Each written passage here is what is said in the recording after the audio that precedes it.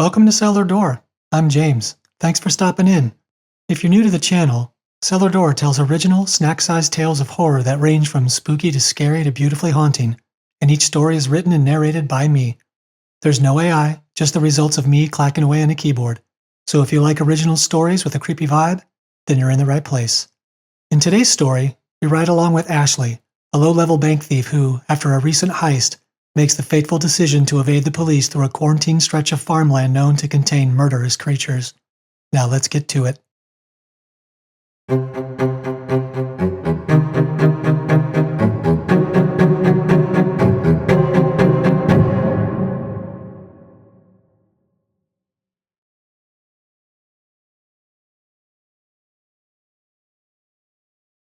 The teller looked at the note Ashley had just handed her with eyes that grew increasingly wider as she processed the shock of being told that she was about to be robbed. Ashley anticipated this. "I know this is probably alarming for you," Ashley said, "but try to keep it together. And if you can't do that, then maybe this bit of information I'm about to tell you will encourage you to make a good decision. You have a son, yes?" The teller's face leveled up from fear of one sort into something altogether more potent. "Matthew, about 9 years old, who attends Northridge Elementary?" A tear leaped from the teller's eyes, her lips starting to quiver. "Wipe your face and calm down. The last thing you want to do is draw attention to me, believe me. So relax." The teller swiped a hand over her cheek. "Matthew is fine, and absolutely nothing will happen to him so long as you empty your drawers, calmly and quickly. If you can do that, and I'm able to walk out of here unbothered, you and Matthew and your husband Steve will all be telling stories about this over pizza tonight. But alert anyone, then the call I need to place to my colleague to set Matthew free never happens. Do you understand?" The teller forced a nod and visibly swallowed. "Good," Ashley said. "Now empty your drawer and put it in this bag." She slid a colorful shopping bag across the counter toward the teller. "Do it now." With shaky hands, the teller collected the money in her drawer and placed it inside the bag. She looked at Ashley with wet eyes after she finished. Do you want me to get money from the other drawers?" "Did I ask you to?" Ashley snapped. The teller shook her head, apologetic for even suggesting it. She slid the shopping bag, now partially full of money, back to Ashley, who peeked inside. With a simple smile, she said, "Thank you," then turned and walked out of the bank. Once outside, she hot-footed it to her car, climbed behind the wheel, and drove off. She ripped the wig from her head and the glasses from her face and pitched them into the first curbside garbage can she came across. Then she followed the signs to the state road that cut through town and led her into the countryside. Ashley checked the rearview mirror, then settled back when she neither saw nor heard the police. It was too easy. She had been at this for a while now, and her method had yet to fail to produce results, and it was all thanks to two important philosophies. The first was that people will put their families over a mid-level bank job 99% of the time, 100 if it involved young children. Once she had the ear of a vulnerable employee, she could leverage them to do almost anything, so long as they believed their loved ones were in danger. It was the linchpin of any successful score. Prey upon a person's family ties and exploit them. Her second philosophy was surprisingly uncomplicated. Don't be greedy. This served several purposes. Not only did taking a smaller amount of money reduce the time she spent at a score, but it also lowered the heat afterward. Yes, a bank was still robbed and money still illegally taken, but law enforcement would devote much more resources to finding the person or persons who stole $100,000 over the person who stole less than $10,000. Then there was the fact that she never used a weapon, which classified her as non-violent. And should she ever find herself in a courtroom and face the argument that a threat against a child qualifies as violent, she envisioned the logic being tossed, or at the very least earning a misdemeanor charge, when it's learned that she had never abducted or harmed a child. The fact that she disliked children was irrelevant. Ashley's tactic was alarmingly simple and required only minimal effort and time to execute. When casing a bank, it was important to select the correct employee to approach. This was usually a woman. In her experience and throughout most of history, a child's bond was often stronger with the mother than with the father. After she had identified her mark, it was only a matter of observation, which usually only took a day, sometimes two. Ashley was always surprised by how much information she learned simply by following a person home or trailing them as they ran post-work errands or stopped to pick up their children from school or daycare. Names, addresses, relationships, schools, jobs. So many life details were so often carelessly divulged when one believed that no one was listening. But she was. And once she was armed with those details, she was in complete control, all without a weapon, a partner, or establishing prior contact. Behind her in the far distance, police lights sparked on the horizon. Ashley sat up and gripped the wheel with both hands, her eyes glued to the rearview mirror. While the lights could simply be an unrelated response, Ashley didn't like coincidences. Even though she could command total obedience from the teller, how one of the teller's more observant colleagues responded to the sight of their coworker visibly upset was often out of her control. As always, Ashley decided to err on the side of caution. She accelerated just enough that it didn't draw attention, but the police car was gaining on her at an alarming rate. Crap, Ashley thought. She stomped the accelerator, passing several cars, her eyes flitting between the rear view and the road. The police car was definitely in pursuit, and Ashley wagered she was the target. The state road she traveled on was a straight shot through farmland. In no universe could she outrun the police in her current vehicle. But there was one option she could choose that would all but guarantee the police backed off. However, if she were to take it, that guarantee did not extend to her safety. But she had no other choice. Accelerating to the next intersection, Ashley cut a hard right and only briefly acknowledged the prominent sign that warned her of what lay ahead. But what it warned against was precisely where she was going. The Hanson-Winthrop anomaly was born a little over 6 years ago when a sinkhole opened along a border shared by farmers Cecile Hanson and David Winthrop.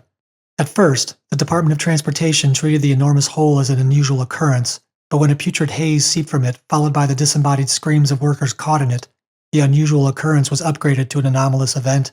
For several years, research teams were sent in to investigate, and when none of them returned, drones and remotely operated vehicles followed. But none of them returned either, and the little video footage they were able to gather before they met their fate revealed only glimpses of hideous, swift-moving creatures roaming around in the fog. Little was learned, but one crucial observation was made. The creatures didn't travel beyond the perimeter of the haze, and somehow, the haze emitting from the hole maintained a steady 5.5-mile diameter over the land. No more, no less. So in lieu of further research, government agencies decided to fence off the area until they could formulate a plan to study the entities inside. That was 4 years ago. Occasional attempts to research the anomaly had been made since the fence was erected, but consistent failure and the lack of a viable method to research what roamed within the haze forced the military agencies involved to regroup and reevaluate. According to HW Anomaly watchdogs, the last attempt was made nearly 2 years ago, and 24-hour armed guards were officially removed at the beginning of the year. As far as Ashley was concerned, this was ideal. She made a sharp turn onto State Road 16, which beat a direct path toward the Hanson-Winthrop anomaly. She passed another warning sign directing her to turn around, and waved it off when she spied not one but 2 police cars zeroing in on her. She accelerated even more, the anomaly's fencing now visible on the horizon. She could see the haze grow thicker the nearer she approached it. Her plan was straightforward. She knew State Road 16 cut straight through the anomaly, just west of its center. If she could maintain a high rate of speed, and with no vehicles to block her path, she could emerge on the other side in under several minutes. It didn't mean there couldn't be other police waiting for her when she made it out, but she would cross that bridge when she got to it. And while she had no evidence to support it, she believed that she could evade whatever wandered around inside so long as she kept moving. Ashley busted through a barricade and ignored the warning sign that accompanied it. The police were rapidly gaining, but Ashley put them from her mind and instead focused on what lay ahead. At the fence line, a sturdy metal barrier had been installed across the road. Trying to smash through it would likely destroy her car, so Ashley veered slightly off-road and aimed for a section of the industrial double-layered chain link topped with concertina wire. She crashed through it and temporarily lost control of the car, but managed to find the road again after several panicked turns of the steering wheel. She looked in the rearview mirror and watched the police lights recede behind her. They dissolved into the misty air that began to surround her until they were no longer visible. Objective achieved, she thought. Clamping wet hands around the steering wheel, Ashley swallowed and directed all of her attention through the windshield. She was almost there. Just a few more minutes, and she would be free. Her eyes glimpsed dark shapes in the fog as they raced by. Most were trees. Others, she wasn't so sure. But one thing she was absolutely sure of was that she had seen movement. Whatever was in here with her knew she was here, and it sent prickles of ice down her back. She tapped a finger nervously on the wheel and tried to will the car to go faster. But just as she began to feel assured that she just might make it out of here, every light on the dashboard suddenly popped to life. The car had just died. Ashley's eyes swelled with disbelief and fear as the car coasted to a stop in the middle of the road. No, no, no, she cried. She tried to start the car again, but was met with an empty clank. Rubbing a wet palm over her face, Ashley committed to a course of action that she in no way wanted to attempt but had been largely decided for her. She needed to run. Sucking in a clutch of preparatory breaths, she shoved the money in a backpack, put her hand on the door, then, giving herself a 3 count, pushed it open. She charged into the haze, which reeked of sewage and unknown foul odors.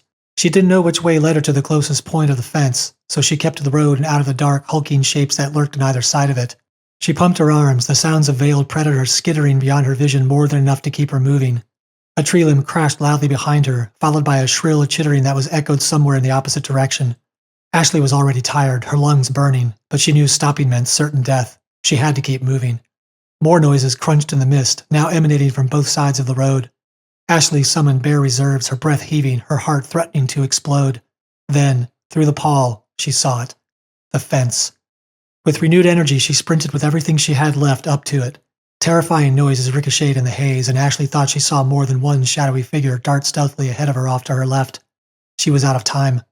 Slamming into the fence with full force, Ashley heaved her backpack over all 20 feet of it, then leaped onto it and started to climb.